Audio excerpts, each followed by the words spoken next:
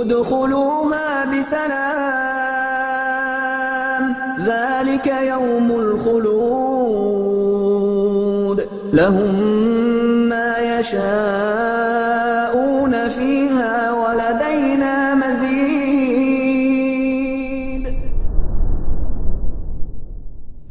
السلام عليكم ورحمة الله وبركاته. إن الحمد لله نحمده ونستعينه ونستغفره ونعوذ بالله من شرور أنفسنا وسيئات أعمالنا من يهده الله فلا مضل له ومن يضلل فلا هادي له أشهد أن لا إله إلا الله وحده لا شريك له وأشهد أن محمدا عبده ورسوله لا نبي بعده.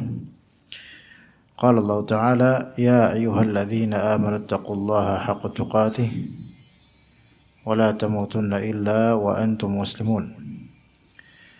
يا أيها الناس اتقوا ربكم الذي خلقكم من نفس واحدة وخلق منها زوجها وبث منهما رجالا كثيرا ونساء واتقوا الله الذي تساءلون به والأرحام إن الله كان عليكم رقيبا. يا أيها الذين آمنوا اتقوا الله وقولوا قولا سديدا يصلح لكم أعمالكم ويغفر لكم ذنوبكم ومن يطع الله ورسوله فقد فاز فوزا عظيما. فإن أصدق الحديث كتاب الله وخير الهدي هدي محمد صلى الله عليه وسلم وشر الأمور محدثاتها وكل محدثة بدعة وكل بدعة ضلالة وكل ضلالة في النار. أما بعد. Baik, kita lanjutkan insyaallah kajian kitab syarah terhadap Al-Usul Ats-Tsalatsah versi Syekh Muhammad bin Shalih Al-Utsaimin rahimahullahu taala. Pada kali ini kita masuk ke pembahasan ayat-ayat Allah. Kita akan membahas nanti insyaallah ayat kauniyah dan ayat syar'iyyah. Walaupun selentingan pernah kita bahas pada beberapa pekan lalu tentang ayat kauniyah dan ayat syar'iyyah. Tetapi ini insyaallah lebih luas daripada sebelumnya biidznillah ta'ala. Ayat-ayat Allah di halaman 72. Wa kullu, berkata Syekh Muhammad bin Abdul Wahhab rahimahullah, wa kullu ma siwallahi alamun wa ana wahidun min dzalikal alam. Dan semua selain Allah adalah alam, yaitu makhluk, dan saya adalah salah satu dari alam tersebut. Jadi alam adalah segalanya selain Allah. Dinamakan alam yang dari segi bahasa bermakna tanda, karena alam itu adalah tanda atau bukti bagi pencipta, penguasa dan pengatur mereka. Keberadaan eksistensi alam itu merupakan bukti bagi pencipta dan penguasa atau pengatur mereka semua. Dan segala sesuatu merupakan tanda serta bukti bahwasanya Allah adalah Esa. Sebagaimana kata penyair, kullu syai'in lahu ayah tadullu annahu wahid. Segala sesuatu itu memiliki tanda-tanda yang menunjukkan bahwasanya Dia Maha Esa, yaitu Allah Azza wa Jalla. Berarti selain Allah itu masuk ke dalam alam. Dan alam itu ada banyak ragam. Dari segi fase kehidupan manusia, garis besarnya adalah pertama alam dunia, manusia kita maksudnya. Kita sekarang ini, yaitu fase pertama alam dunia. Fase berikutnya alam barzakh. Fase setelahnya alam akhirat. Ya. Nah, di dalam 3 fase alam tersebut ya ada lagi bidang-bidang alam lain masing-masing. Di alam dunia ada alam manusia. Di alam dunia pula ada alam jin. Ya. Dan ini kedua yang berbeda. Alam jin dan alam manusia beda alam. Namun satu alam dunia.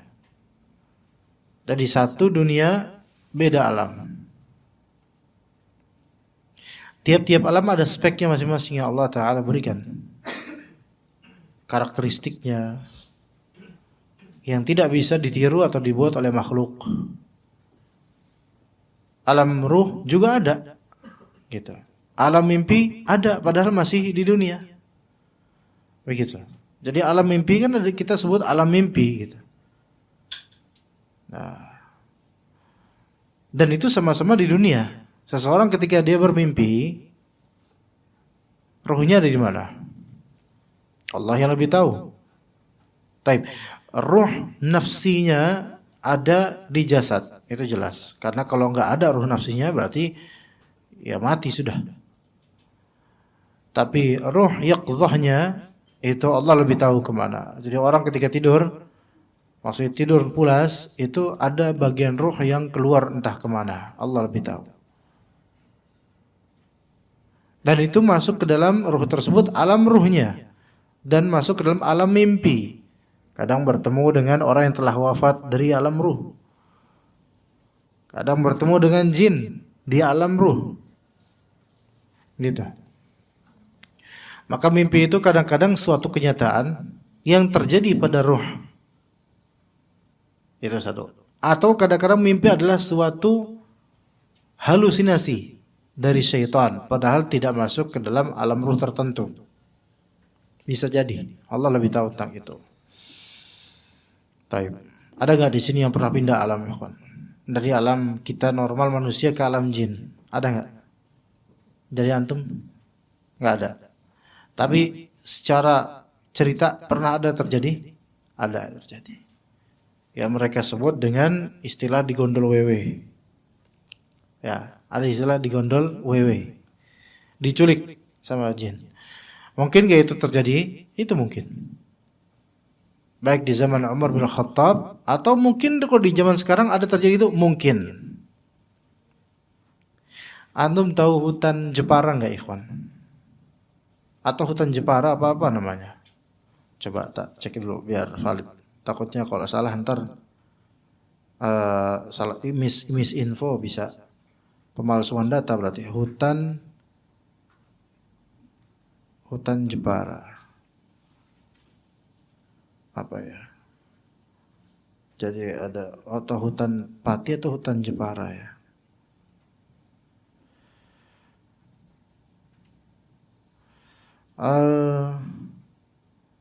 Jadi ada beberapa kejadian dan ini real. Entah di hutan Jepara ya, pokoknya bagian Jepara, Rembang, Pati itu loh kan, bagian Jawa Tengah, bagian sana itu loh. Ada hutan yang memang banyak cerita di sana, baik khurafat ataupun beneran. Sampai ke sekian kali diberitakan di berita resmi, di kantor-kantor berita resmi. Yaitu bis misalnya, tiba-tiba tersesat di dalam hutan, di tengah hutan yang tidak ada jalan. Tiba-tiba bisnya sampai ke situ dan tidak masuk akal bisa ke situ. Itu pernah terjadi. Itu bukan khurafat, terjadi. Taib. Bagaimana bisa kayak gitu? Apakah ada dimensi alam lain yang mungkin bergesekan dengan alam manusia? Itu mungkin. Ingat, ketika di alam dunia dengan dimensi berbeda, antum akan merasakan sesuatu yang beda gitu loh. Tidak seperti biasanya alam kita. Gini, antum ketemu teman antum dan antum punya hutang sama dia 1 juta, enak gak? Antum ketemu teman antum dan antum punya hutang sama dia 1 juta dan belum bayar, padahal udah lewat masa tenggaknya. Rasanya gimana? Hah? Kok diem aja antum? Ada nggak perasaan sesuatu gitu, kayak pengen menjauh gitu malu. Padahal satu alam. Tapi mendekat kemudian dia ngajak salaman lagi, derdek. Satu alam. Tapi kok ada perasaan kayak gitu, kayak kerasa kesetrum gitu loh. Dengan itu. Ya. Itu padahal satu alam. Oke? Kemudian baru tadi pagi nih misal, tadi pagi ada nangkap ular. Ada seorang anggota dia anggota TNI maksudnya, videoin bagaimana nangkap ular sanca. Nah, alhamdulillah ketangkap dan di video oleh beliau. Dan beliau ketika melihat sendiri videonya, itu tangan beliau bergetar. Lagi ini ada pura-pura nggak ngeliat. Dia sendiri ketakutan dengan itu, padahal cuma ngeliat videonya. Satu alam bukan?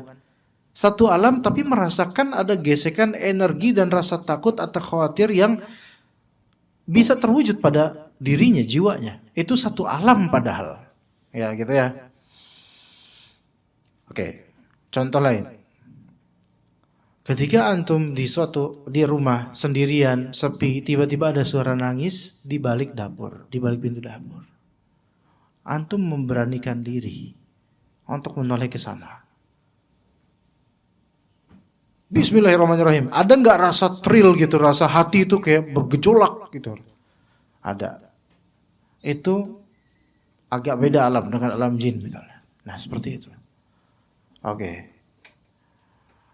Maka mungkinkah ada gesekan efek dimensi alam yang berbeda di alam dunia ini? Ada.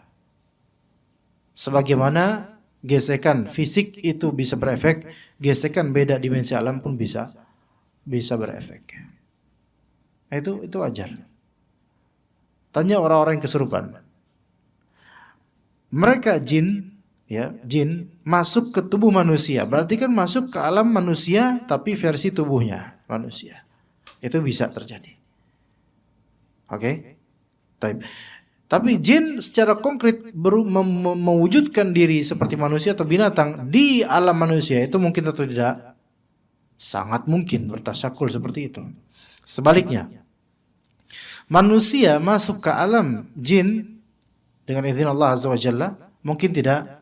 Itu juga mungkin, dan itu banyak cerita seperti itu. Oke, banyak cerita. Sebenarnya cerita di Indonesia kayak gitu banyak. Pindah ke sana. Dan di zaman Umar bin Khattab juga pernah ada seperti itu. Ya. Ada yang memang bohong, khurafat, dan ada yang memang benar. Tapi itulah alam. Misteri alam. Ya. Di alam dunia ini aja bisa terbagi-bagi menjadi beberapa model alam. Itulah kuasa Allah Azza wa Jalla. Dari tiap-tiap itu menunjukkan tanda-tanda kekuasaan Allah Azza wa Jalla. Ya. Seperti itu ikhwan. Kayak sampai istilah orang-orang paranormal itu kalau terefekkan dengan gesekan syaitan, itu mereka sebut mungkin namanya residual energy atau apa. Ya, dan semisal itu. Ala kulli hal. Kita lanjut. Fa idza qila lak, kalau ada yang bertanya kepadamu, bima arafta rabbak, dengan apa engkau bisa mengetahui Tuhanmu, Rabbmu? Maksudnya jika ditanya kepadamu melalui apa engkau mengetahui Allah, maka jawabnya, aku mengetahui Allah dengan tanda-tanda dan melalui makhluknya, dengan segenap makhluknya. Mengetahui Allah dengan ayat-ayat dan dengan perwujudan makhluknya. Bukan berarti makhluk ini adalah perwujudan atau representatif Tuhan, bukan. Tapi eksistensi dan perwujudan makhluk itu sendiri adalah tanda-tanda adanya Khaliq. Begitu. Faqul, maka katakanlah bi ayatihi wa makhluqati, dengan ayat-ayatnya dan segenap makhluknya. Dan ayat adalah bentuk jamak dari kata ayah. Ayatun. Al-ayah, yaitu tanda atas sesuatu yang menunjukkan dan menjelaskan hakikatnya. Itu mereka ada istilah ayat-ayat cinta. Itu artinya apa berarti? Tanda-tanda cinta. Ya. Kalau ada pemuda atau pemudi, ya, misalnya si fulan lewat, terus kemudian dia si ini kesemsem dan nggak bisa melepaskan pandangannya dari akhwat tersebut, maka untuk bilang, wah ayat-ayat cinta nih. Artinya apa? Tanda-tanda cinta. Lebih tepatnya ayat-ayat nafsu, ya, tanda-tanda nafsu. Ya, lebih tepatnya gitu. Jadi ayat-ayat itu makna asalnya adalah tanda-tanda. Ya. Antum kok kenapa kelihatannya tegang gitu? Apa habis diomelin sama Pak Idrus atau gimana Pak? Tegang gitu kayak. Apa tahu capek kali ya? Ikhwan, antum lagi pada capek gimana? Teman-teman nih, para guys ini. Gimana guys? Tanggal berapa sekarang? Kok antum kayaknya kurang Oh, tanggal berapa sekarang? Kasihan sekali antum semua nih. Tanggal 20. Masih 7 hari lagi lah kira-kira. Sabar aja. Sabar ya. 7 hari lagi, tenang aja ya. Apanya coba? Pakainya apa? Oh, Hijriah. Coba sekarang. Oh, harusnya udah, Pak.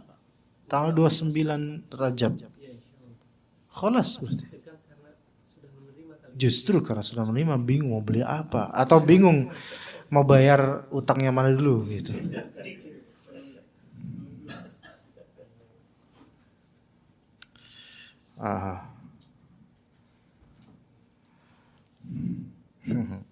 Atau mungkin capek mungkin. Antum pada capek, Juan. Capek. Antum capek. Agak lemas apa gimana? Belum makan. Kalau mau makan ada toko buah di situ depan.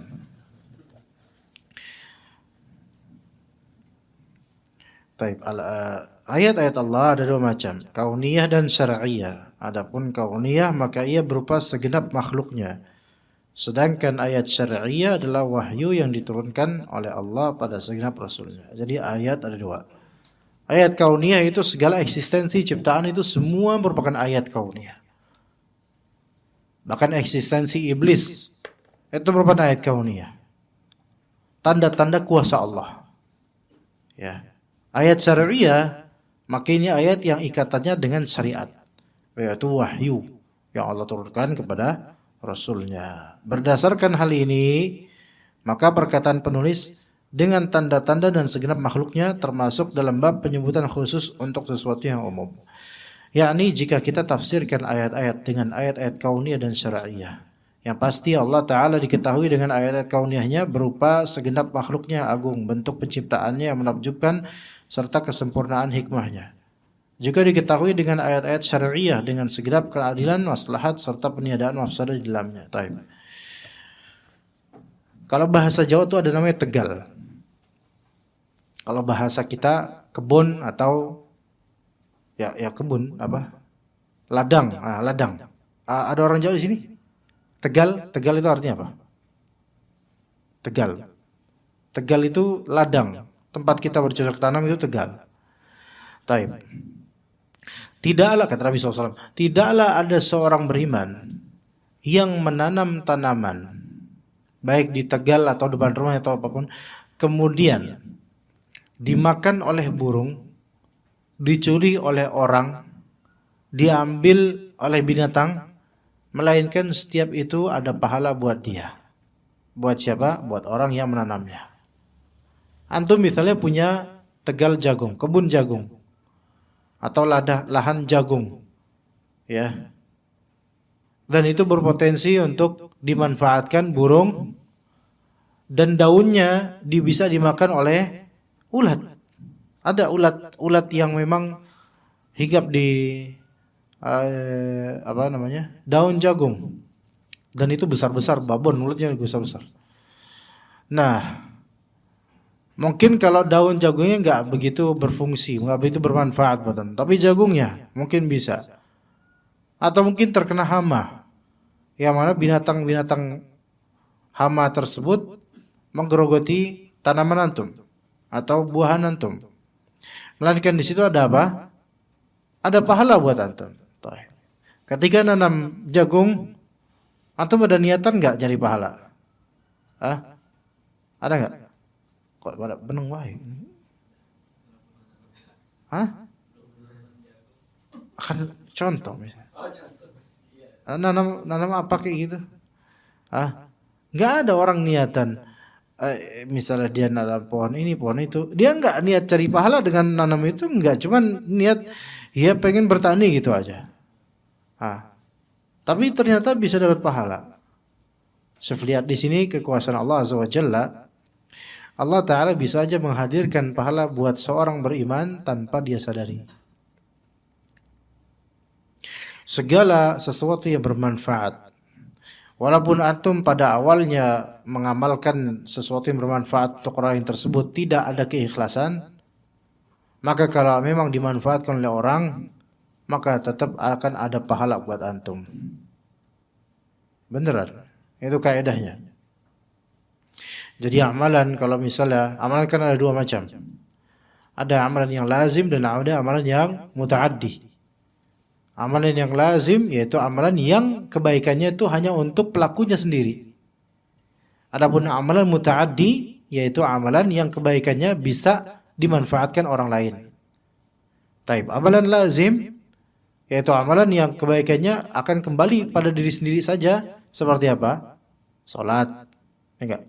Puasa, kemudian baca Quran, kemudian wirid, zikir pagi petang, itu kan buat diri sendiri. Kebaikannya orang enggak mendapatkan manfaat dari amalan antum itu. Tapi kalau amalan yang mutaaddi, maka itu amalan yang orang lain atau pihak lain di sini termasuk sebenarnya binatang mungkin, itu mendapatkan manfaat dari situ. Contoh apa? Banyak. Apa contohnya? Baik itu asalnya amal soleh atau amal mubah. Contohnya ngajarin Al-Quran. Ya, ngajarin Al-Quran. Itu yang amalan soleh. Atau amalan mubah, boleh. Yaitu nanam pohon, jagung misalnya. Itu semua kalau dimanfaatkan oleh orang, maka antum dapat pahala. Ya. Misal antum ngajarin apa? Qul a'udzu birabbinas pada di TPA. Meskipun ketika ngajar, antum bukan nyari pahala sebenarnya, nyarinya duit. Misal, enggak ikhlas berarti. Maka itu seperti tidak beramal. Tapi kemudian anak-anak itu ternyata mereka mendapatkan pengajaran dan efek yang baik dari pengajaran antum yang tidak ikhlas itu. Akhirnya mereka kemudian anak-anak itu kedepannya membaca Al-Nas yang antum ajarkan. Dapat pahala nggak antum? Dapat pahala. Walaupun di awalnya pas ngajar itu antum nggak ikhlas. Itulah indahnya efek amalan yang mutaaddi. Ya. Jadi walaupun pelakunya awalnya nggak ikhlas, tapi kalau dimanfaatkan oleh orang, maka akan mendapatkan pahala sesuai dengan pemanfaatan tersebut. Begitu. Ya. Kajian ini misalnya, siapa yang mendanai buku ini? Siapa yang memfasilitasi ruangan ini? Siapa yang memfasilitasi ustadznya juga dan para ikhwan dan akhwat? Mungkin orang itu nggak hadir, bahkan nggak mungkin pernah hadir, dan nggak bakal hadir. Mungkin bahkan mungkin saja nggak ikhlas, misalnya nggak ikhlas. Tapi ternyata efek dari perbuatannya tersebut, antum mendapatkan manfaat dengan belajar dan mengisi waktu. Urusan ketidakikhlasannya itu urusan orang itu dengan Allah. Urusan hadir atau enggaknya itu urusan pribadinya kelas. Tetapi dia dapat pahala kalau antum memanfaatkan momentum-momentum belajar ini. Begitu. Ya. Mewakafkan masjid. Ya, tanah dan bangunannya, Masya Allah. Orang itu mungkin ada di Ambon atau di mana nggak tahu, atau sudah mati. Tapi apa yang orang dapatkan dari manfaat bangunan masjid tersebut dari salat berjamaah, tadarusan, belajar, ngaji, bahkan orang mendapat manfaat yaitu bisa berbaring tidur enak di situ, itu pahala aja juga kembali kepada pewakafnya. Selama itu dimanfaatkan. Ya, jadi sebenarnya kalau masjid, oke lah, mungkin jangan tidur di karpet karena menghindari madarat, yaitu apa? Ngecas, ya. Ngecas, ya. Takutnya nanti tertumpahkan terus di remove nggak bisa, gitu kan? Ya. Tapi silakan tidur di lantai di bagian luar masjid. Nah itu insya Allah dapat pahala juga bagi orang yang mewakafkan atau mengadakan atau memfasilitasinya. Itulah Islam seperti itu. Tapi itu dengan syarat apa? Beriman itu orang. Orang beriman, mukmin, bukan orang kafir. Ya, jadi orang kafir misalnya mewakafkan rumah panti asuhan. Misal. Yang daftar banyak, yang dapat manfaat banyak. Dapat pahala enggak di akhirat? Nggak dapat. Walaupun bermanfaat banget, nggak dapat. Elon Musk misalnya. Elon Musk, tahu Elon Musk? Ya. Itu misal dia membangun sekolah free, gratis. Ya, ilmu biologi, ilmu teknologi masuk semua gratis. Manfaat gak? Manfaat banget. Dapat pahala nggak di akhirat? Tidak. Tapi mungkin dapat kebaikan Allah Ta'ala di dunianya saja. Di dunia saja. Adapun orang beriman, itu ya sampai akhirat. Syuf, lihat itulah indahnya syariat Allah dan diintegrasikan dengan makhluk-makhluk Allah Ta'ala seperti yang tadi disebutkan. Kadang-kala petani itu pahalanya banyak. Karena tumbuhannya banyak digerogoti oleh binatang-binatang, oleh hama dan seterusnya, yang itu ternyata berpahala. Iya. Bahkan dicuri sama orang. Punya pohon kelapa, dicuri kelapanya sama orang. Dapat pahala enggak? Dapat pahala. Tapi kalau dia tahu kemudian dia marah, berhak enggak dia marah? Berhak marah karena hartanya dirampas, berhaklah. Ya. Ada teman-teman saya di pesantren waktu itu kan di saat tiga kan banyak di desa lah pokoknya. Jalan menuju ke pemandian desa, ya, suatu mata air dan pertemuan sungai-sungai. Di perjalanan kan banyak jagung gitu kan. Anak nggak metik, teman-teman pada metik. Banyak jagung, terus ada pohon kelapa. Ada teman yang memang dia pandai manjat pohon kelapa. Tahu nggak apa yang terjadi? Nggak mungkin digoyang-goyang kelapa jatuh. Naik pohon kelapa. Naik. Pas naik, ya, terus teman-teman melihat ada pemiliknya. Teman-teman pada pergi semua, tinggal dia sendiri di atas, dan dia ketika turun, pemiliknya udah nungguin di bawah. Kira-kira gimana tuh? Ada nggak tahu tuh, waktu itu pemiliknya pakai bawa parang apa enggak? Kalau bawa parang itu bisa hancur itu. Kayak enggak, karena selamat itu anak. Tapi inti kalau misalnya ada seorang melakukan itu dan dia santri dan dia punya ilmu misalnya, itu termasuk nyuri nggak? Termasuk nyuri. Walaupun mungkin harta maksud kelapa itu tidak senilai dengan barang curian yang akan kena hukum potong tangan, mungkin nggak sampai potong tangan. Tapi ya, biasanya ada hukuman gitu kan. Ya, seandainya dicuri, ya terus kemudian ketahuan sama mereka, ditunggu di bawah. Gak mungkin dong yang manjat itu kemudian pindah nemplok ke pohon lain, emang monyet di situ.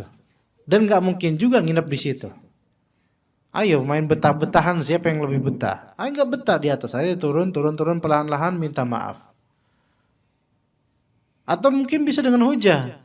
Pak, ini pohon bapak, saya ambil pohon kelapa, berapa buah kelapanya. Tapi ingat Pak, walaupun dicuri bapak dapat pahala, maka nggak boleh marah karena dapat pahala. Itu kira-kira mana? Boleh nggak kayak gitu? Nggak, jangan kayak gitu ya. Itu kalau kita nanti para pencuri, mereka bebas beraksi. Tetap haram mencuri di ladang orang, tetap haram. Hadis ini hanya berlaku pada orang yang dizalimi. Adapun yang menzalimi, ia tetap dapat dosanya, tetap makanan haram. Gitu, ya.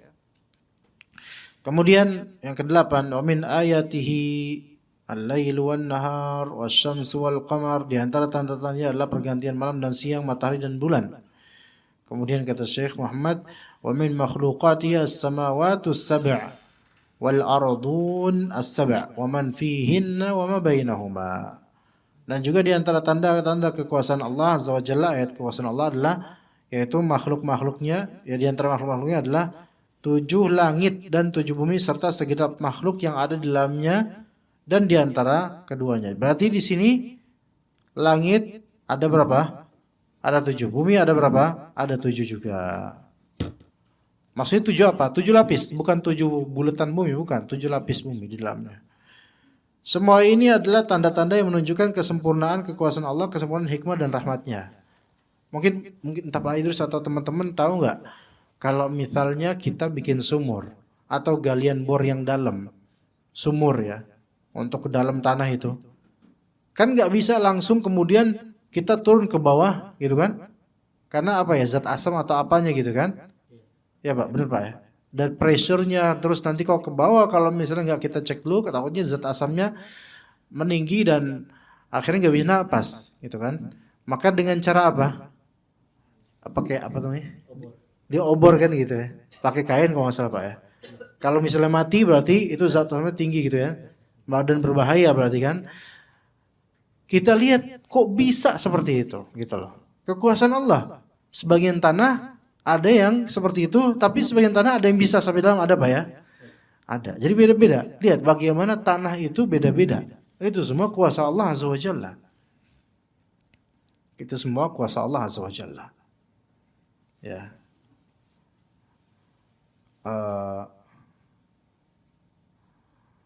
Dan juga binatang-binatang atau hewan-hewan ya yang memiliki sayap seperti lalat, lebah, capung. Hitung coba berapa gerakan sayapnya dalam waktu 2 detik. Luar biasa. Dan berapa pupil matanya lalat. Sehingga kalau kita mau nangkap nggak bisa. Banyak itu, luar biasa. Itu kuasa Allah yang mana kecil lalat itu aja, kecanggihan matanya dan sayapnya itu nggak ada manusia pun yang mampu untuk membuat sekecil itu dengan kecanggihan yang sama. Ajaib. Belum lagi sayapnya. Ya kata Nabi SAW, "Idza waqa'a adz-dzubabu fi syarabi ahadikum falyaghmishu thumma yanzi'hu fa inna fi ahadi janahaihi da'un wa fil akhari shifaa'un." Da'an wa fil akhari shifaa'an. Jika jatuh lalat di minuman kalian, dalam riwayat lain, idza waqa'a fi ta'amikum, di makanan kalian, dalam riwayat lain waqa'a fi inaikum, dalam wadah kalian, yaitu wadah makan minum kalian, falyaghbishu, maka celupkanlah dia ke air tersebut. Ya. Itu versi minuman. Versi fi ta'amikum falyaqlimhu yaqim, lafalnya lupa. Pokoknya dibenamkan di makanan kalian. Itu, misal bubur. Ayo sok. Bubur ada lalat hinggap. Antum apain? Dimakan sama lalatnya atau kok kayak gitu Pak? Protein, masya Allah, Allah musta'an ya. Dicelupin di bubur. Tapi kata Nabi apa? Tsummal yanzi'hu, kemudian dicabut Pak, jangan diistiqomahin di situ. Dicelupin kan mati, terus dicabut. Kenapa? Fa inna fi ahadi janahaihi da'an. Di salah satu sayapnya ada penyakit. Da di sini maksudnya sum, yaitu racun. Wa fil akhari shifaan, dan di sayap satunya lagi ada penyembuh dan penangkal dari racun tersebut. Rasulullah SAW bisa tahu kayak gitu dari wahyu. Ya, termasuk bubur. Yaitu kalau antum mau, ini kan sunnah, tidak wajib. Hinggap di sini, kalau antum mau buang ya silahkan. Tapi yang lebih afdal sunnahnya adalah dia nempel di situ, kalau bisa tenggelamin. Nah tenggelamin, ya habis itu cabut lah, jangan tenggelamin terus biarin sok siap mati sih ya. Terus habis itu, makan kamu sekalian. Ya, enggak. Malah kalau dimakan itu kan binatang yang jorok ya, enggak baik. Ya. Baik. Bagaimana bisa lalat seperti itu memiliki kecanggihan mata, sayap, dan juga memiliki sum, yaitu racun. Ya. Ikhwan, racun itu beda dengan bisa. Kalau misalnya kayak tikus yang ngeselin juga suaranya itu kayak tikus. Curut. Curut itu dia punya bisa. Dia punya bisa karena di salah satu giginya atau ada giginya yang memang menginjeksi bisa ke orang. Makanya kemudian bengkak orang kalau digigit oleh curut. Beda digigit sama tikus sama digigit curut beda, rasanya beda. Antum coba aja. Atau akan melihat di antara gigi curut itu ada yang lebih besar 1 atau 2. Itu di situ dia menginjeksi bisanya. Itu, ya, itu bisa namanya. sehingga bisa bengkak dan gak enak, gatel. Adapun kalau racun, maka itu beda lagi. Ya, dia meracuni, berarti kalau racun itu masuk biasanya ke perut. Makanya keracunan itu biasanya ke perut. Kalau ular kena kecatek ular itu bukan keracunan, kebisaan gitu. Ya, terkena bisa, ya itu di Indonesia bukan kebisaan. Nah. Keajaiban makhluk Allah, ada satu jenis ular, Allah ana lupa namanya. Dia memiliki bisa taring juga dan memiliki racun juga di tubuhnya. Itu ada. Ana lupa nama ularnya, tapi memang nggak banyak. Bukan derik. Ular derik cuma bisa doang. Ya. Jadi dari taringnya kalau kegigit kena bisa, ada bisanya, berbahaya. Walaupun nggak seberapa bahaya, nggak sampai matikan sih insyaallah. Dan di lehernya kalau dipegang, di lehernya akan keluar warna-warna dan keringat atau warna-warna yang mana itu air racun. Ya, gitu. Ajaib, masya Allah. Orang-orang ketika tawuran di daerah Kalimantan Barat, Sambas dan semisalnya, antara Dayak dengan Madura dulu tahun 2000-an awal, 2001 2002. Di antara orang-orang Dayak itu pakai senjata berupa yang kayak suling gini, dari kejauhan gitu. Itu kena leher orang ya kayak begitu. Ditiup dari jauh kena leher orang mati nggak lama kemudian. Ajaib. Kemudian Anda pernah ngajar di Pontianak juga di pedalaman, ketemu dengan beberapa anak-anak Dayak yang sudah masuk Islam. Itu dari apa kok bisa seperti itu? Mereka bilang itu di antara ramuannya itu racunnya diambil dari bangkai kodok yang sudah lama dimasukin air. Jadi busuk sekali, jadi busuk, baunya minta ampun. Itu nanti diformulakan menjadi bulatan kecil yang akan menusuk leher mereka dan bisa membuat teracuni bagian-bagian tubuh itu terinfeksi dan mati. Ajaib kata, masya Allah. Salah kodok itu apa? Atau kodoknya nggak tahu apa. Tapi dengan itu bisa apa? Bisa apa namanya? Bisa membahayakan gitu loh. Kuasa Allah.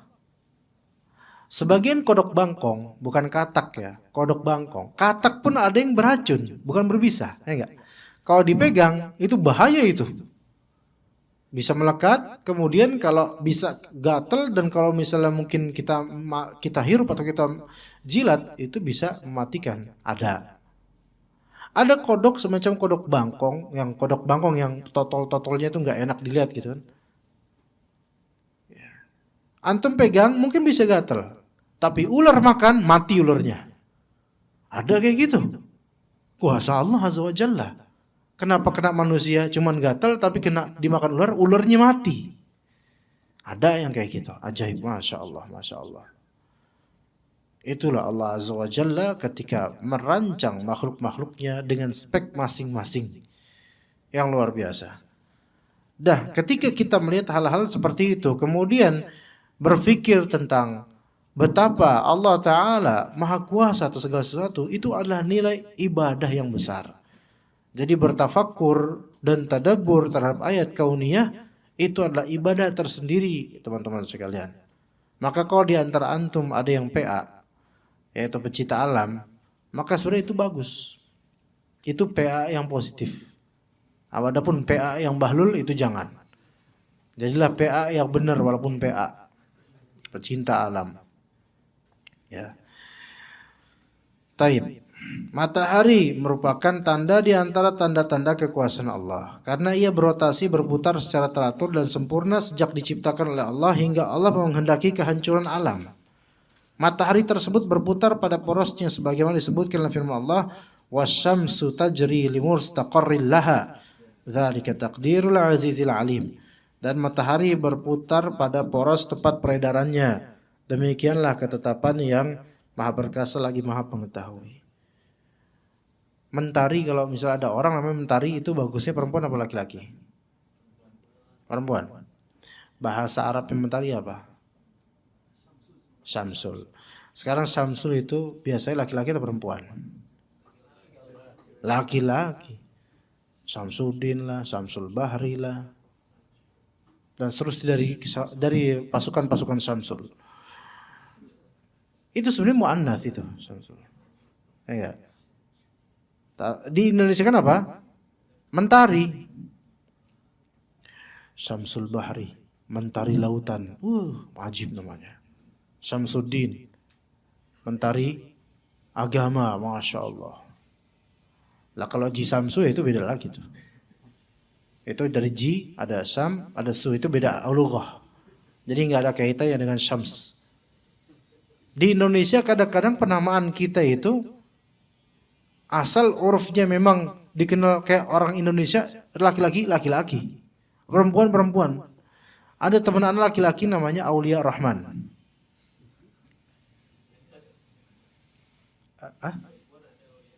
Ya, Aulia ya? Waduh, nggak usah dibahas deh, nggak enak. Ntar keluar workout lagi nanti ya. Mohon maaf Aulia ya. Taib, ada yang namanya Rahmah di sini? Ada yang namanya Rahmat di sini? Apa bedanya Rahmat dan Rahmah? Itu sama. Tapi ini beda, coba. Rahmah, perempuan. Saya Pak, perempuan, akhwat. Rahmat, saya Pak. Rahmat dan rahmah sama sebenarnya, rahmah. Coba bahasa Arabnya apa? Rahmat dan rahmah. Sama tulisannya. Oh, nggak terima kayak rahmat ini. Jadi nggak ada titanya nih. Coba. Sama. Rahmat. Bedanya ini di T-in kalau laki-laki, kalau perempuan jadi H. Gitu. Begitu. Ya, jadi bilang ke Pak Rahmat dan orang-orang yang namanya Rahmat. Mat, nama ente itu nama perempuan loh. Coba tulis bahasa Arabnya. Rahmah. Anak panggil ente jangan Rahmat ya. Rahmah. Nggak terima dia. Juga Samsul. Ya. Kalau Komar iya laki-laki. Badrun itu laki-laki. Badr. Iya. Itu laki-laki. Nah Hamzah laki atau perempuan? Laki, kalau itu memang benar laki, memang Hamzah ya laki, Maisarah laki. Di sini perempuan.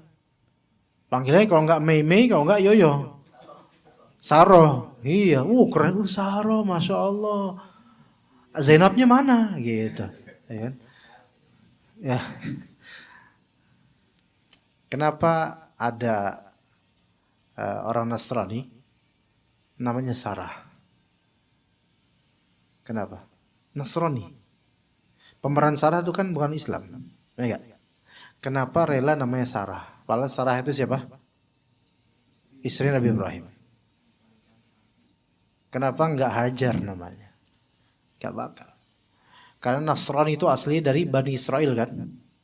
Nabi Isa alaihissalam. Bani Israel itu ujung-ujungnya ke Nabi Ishak. Ishak ibu siapa? Sarah. Makanya wajar kalau orang Nasrani ada namanya Sarah. Antum jangan heran. Sarah kan nama orang Islam. Lah mereka juga pakai, Yahudi juga bisa pakai nama Sarah karena asalnya dari Nabi Ishak. Nabi Ishak ibunya adalah Siti Sarah. Gitu. Taib. Matahari merupakan tanda kekuasaan Allah baik dengan ukuran maupun pengaruhnya. Adapun ukurannya maka matahari tersebut sangat besar sekali sehingga di antara pengaruhnya adalah manfaat yang diperoleh oleh tubuh, pepohonan, tumbuh-tumbuhan, sungai, laut dan lainnya. Sampai binatang pun kadang-kadang hibernasi berjemur di terik matahari. Seperti buaya, biawak.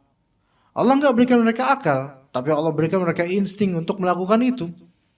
Dan itu kekuasaan Allah. Siapa yang ngajarin biawak untuk berjemur di pinggir kali? Siapa yang ngajarin buaya? Allah Ta'ala yang mengilhamkan mereka untuk itu. Padahal kalau kita tanya biawaknya, Bung, ngapain di situ? Nggak tahu juga udah kayak gini, nggak mungkin kan? Mereka memang udah ditabiatkan oleh Allah Azza wa Jalla seperti itu. Ajaib, Masya Allah. Ya.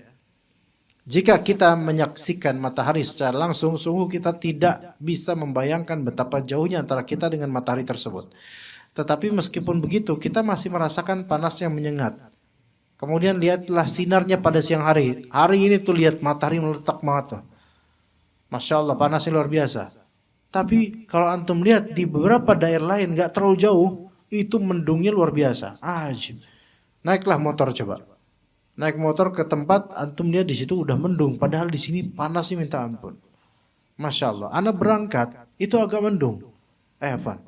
Enggak. Ana berangkat terik matahari dari Jatimurni. Di tengah jalan tiba-tiba mendung. Ana kira bakal hujan ini. Pas sampai sini panas. Ngeliat antum beku kayak gini, anak tambah panas. Iya. Nah, ajaib itu, kuasa Allah Azza wa Jalla.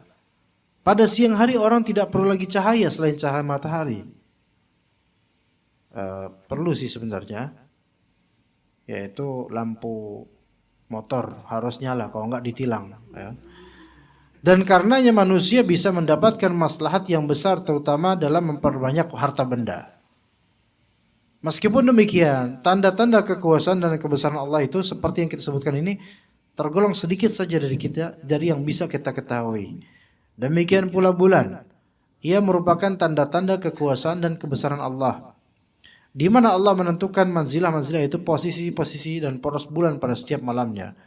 Allah berfirman, "Wal qamara qaddarnahu manazila hatta 'ada kal urjunil qadim." Dan telah kami tetapkan bagi bulan manzilah-manzilah sehingga manzilah itu manzilah itu makanun nuzul, yaitu tempat turunnya, tempat porosnya, tempat beredarnya. Itu telah Allah takdirkan. Kembalilah dia sebagai bentuk tandan yang tua. Pada awalnya bulan tersebut tampak kecil. Kemudian sedikit demi sedikit membesar sampai sempurna menjadi bulan purnama, lalu kembali menjadi berkurang lagi. Taib, bulan sabit itu biasanya di awal bulan, akhir bulan, atau di tengah bulan? Awal dan akhir. Itu makanya dikatakan di sini, awalnya bulan tampak kecil. Makanya disebut bulan sabit, crescent. Ya, bulan sabit. Ya, kalau purnama kan full moon. Ya, makanya purnomo itu dari full moon. Enggak, itu kalau ini ngasal, antum jangan percaya. Enggak, ini enggak benar. Ya, ini khurafat, enggak. Cocokologi ya. Iya. Tapi benar juga sih, mirip ya. Anda baru kepikiran sekarang. Bulan itu qamar ya. Jadi kalau ada orang namanya bulan itu jadi laki-laki, qamar dia namanya. Iya. Nah, kemudian kalau di awal atau akhir bulan maka disebut hilal namanya. Hilal itu bulan sabit, ikhwan. Iya. Oke, kalau kita nyari hilal, mencari apa namanya, ru'yatul hilal, terus yang terwujud purnama, itu nggak mungkin. Mesti bulan yang sabit, yang tipis gitu. Makanya lebih susah kelihatan. Nah, purnama itu ketika di tengah bulan Hijriyah. Itu purnama, namanya Badr. Ya, jadi Badr itu artinya purnomo, kalau Jawa purnomo. Iya. Gitu ya, kawan. Ya. Hal itu mirip dengan manusia. Lalu setelah sempurna jadi belum purnama, kembali menjadi berkurang lagi. Mirip dengan manusia. Di mana manusia diciptakan pertama kalinya dalam keadaan lemah. Kemudian perlahan-lahan menjadi kuat dan kuat sampai kemudian lagi menjadi lemah kembali. Maha suci Allah sebaik-baik pencipta. Oke, dalilnya insya Allah kita akan bahas pada pertemuan mendatang karena ini sepertinya udah mau jam 5. Ada soal tidak jemaah, ikhwan atau akhwat? Ayo, yuk. Fadal.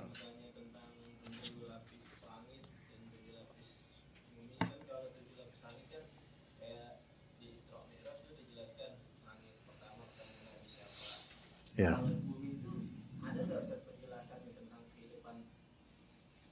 Di dalam bumi. Tidak ada. Enggak ada. Nah, gini, kalau langit memang jelas itu ada beberapa riwayat hadis Nabi SAW menunjukkan itu, dan athar salaf menunjukkan tujuh lapis langit, dan jarak di antara langit satu ke berikutnya itu 500 tahun perjalanan. Tapi untuk bumi itu memang 7 lapis. Tapi 7 lapis, semua yang disebut 7 lapis ini 7 lapis secara gaib. Artinya nggak mungkin dijangkau manusia secara saintifik tidak akan terjangkau. Gak mungkin. Jadi tetap gaib. Ya.